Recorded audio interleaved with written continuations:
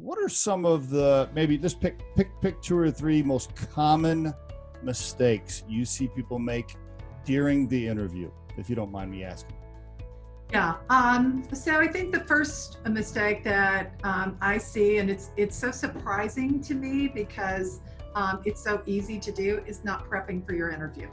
Not doing your homework on the company, not really digging into their website, understanding what their values are, looking at what their product offerings are. I mean, the information is out there, and many people may have done just a cursory look at it. Some people, I'll ask them, like, what do you think about our company's, core values?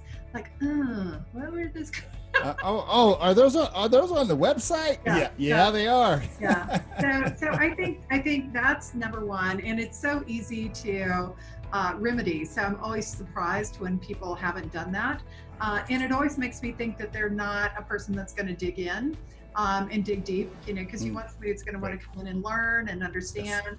And the learning starts when you're interviewing with a company. So I would say that's number one. Number 2 is not answering the question. So it's kind of one of my pet peeves. You ask a question and you're like, okay, you didn't answer that question. Why? Can we come back to that?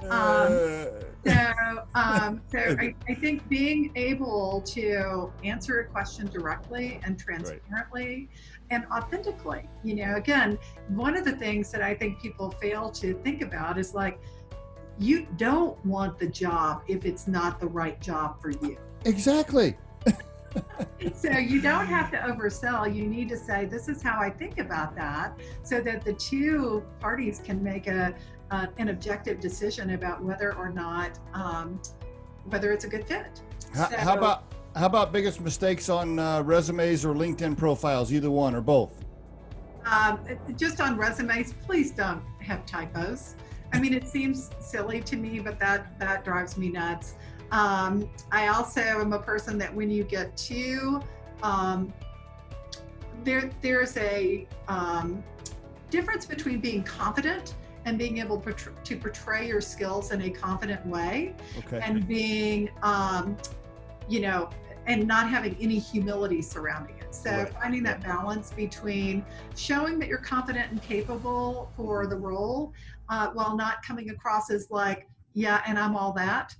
The Riderflex podcast features entrepreneurs, business executives, and the stories behind how they got there, as well as daily tips on career advice and job interviews.